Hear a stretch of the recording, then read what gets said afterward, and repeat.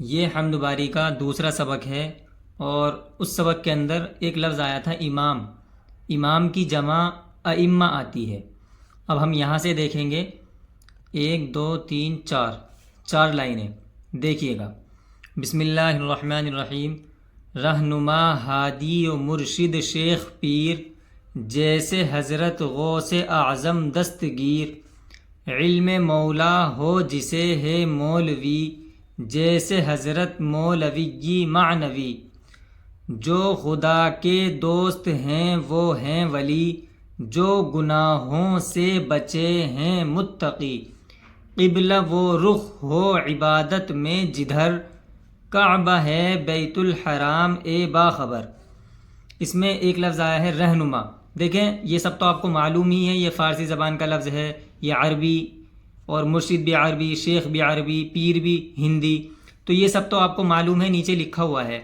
لیکن رہنما کسے کہتے ہیں، ہادی کسے کہتے ہیں، مرشد کسے کہتے ہیں، شیخ کسے کہتے ہیں، ان سب کا کیا مطلب ہے. دیکھیں رہنما کہتے ہیں جو کسی کو راستہ دکھائے، چاہے دین کا راستہ ہو یا دنیا کا راستہ ہو. ہادی کسے کہتے ہیں، جو لوگوں کو سچائی اور نیکی کی راہ دکھائے.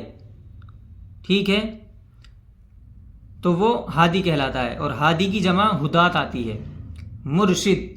مرشد کسے کہتے ہیں، مرشد روحانی طور پر راستہ دکھانے والا، یعنی جو انسان کے دل اور روح کو پاکیزہ کرنے میں مدد کرے، اور مرشد کی جمع مرشدون آتی ہے. شیخ کسے کہتے ہیں، شیخ دین میں وہ عالم یا بزرگ ہوتا ہے جس سے علم دین یا روحانیت حاصل کی جائے، اور شیخ کی جمع شیوخ آتی ہے. حضرت غوث اعظم سے مراد شیخ عبد القادر جیلانی ہیں. اب آگے دیکھیں. علم مولا ہو جسے ہے مولوی جیسے حضرت مولوی معنوی. تو علم مولا یعنی جسے، علم مولا سے کیا مطلب، تو جسے اللہ کا علم ہو، جسے ہے مولوی کسے کہتے ہیں، جسے مولا کا علم ہو اسے کیا کہتے ہیں، مولوی. تو یہ جو مولا ہے، مولا یہ والا لفظ مولا، یہ مولوی سے نکلا ہے، یعنی وہ شخص جسے علم دین میں مہارت حاصل ہو اور جو اللہ کے دین کا جاننے والا ہو اس کو مولوی کہتے ہیں. تو کسے کہتے ہیں، مولوی جسے علم دین میں مہارت حاصل ہو اور جس کو اللہ تعالیٰ کے دین کا علم ہو اسے مولوی کہتے ہیں. اور یہ جو مولا ہے، مولا اس کی جمع آتی ہے موالی. اب انہوں نے آگے اس کی مثال دی ہے مولوی کی، جیسے کہ حضرت مولوی معنوی. اب یہاں پر حضرت مولوی معنوی سے مراد کون ہے؟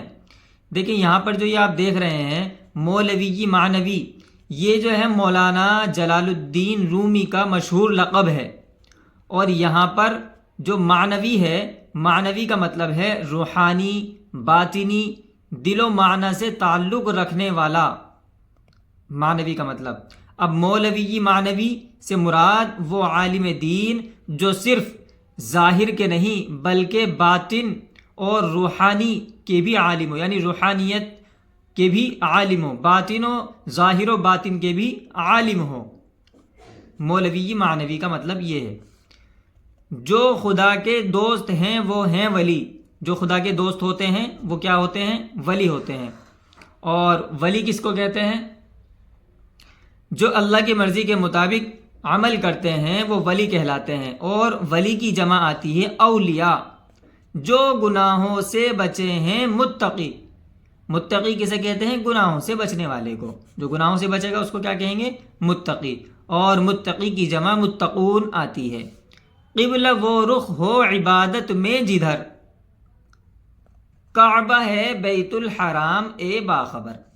قبلہ یہ عربی زبان کا لفظ ہے، اور قبلہ کسے کہتے ہیں، وہ رخ. قبلہ وہ رخ یا سمت جہاں منہ کر کے نماز پڑھتے ہیں اس کو قبلہ کہتے ہیں. آگے دیکھیں، یہ جو اس میں آیا ہے کعبہ ہے بیت الحرام اے باخبر، تو کعبہ بھی اسے کہتے ہیں جہاں منہ کر کے ہم نماز پڑھتے ہیں، وہ کعبے کی طرف ہی تو پڑھتے ہیں. تو کعبہ ہے بیت الحرام اے باخبر. اب یہ بیت الحرام کیا ہے؟ دیکھیں بیت کے معنی آتے ہیں گھر کے، اور حرام کہتے ہیں محترم کو.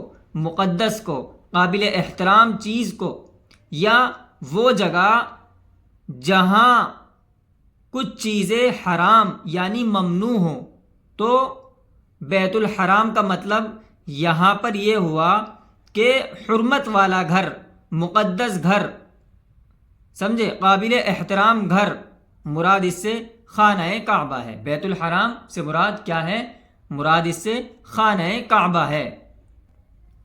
اور حرام اس لیے بھی کہا گیا، بیت الحرام کے اندر جو حرام کا لفظ ہے یہاں پر حرام اس لیے بھی کہا گیا ہے کہ اس کے آس پاس یعنی بیت الحرام مکہ مکرمہ کے آس پاس جنگ کرنا، خون بہانا یا کسی کو نقصان پہنچانا حرام ہے۔ یہاں احترام کرنا لازم ہے، یعنی بیت الحرام مکہ مکرمہ کا احترام کرنا ضروری ہے، فرض ہے۔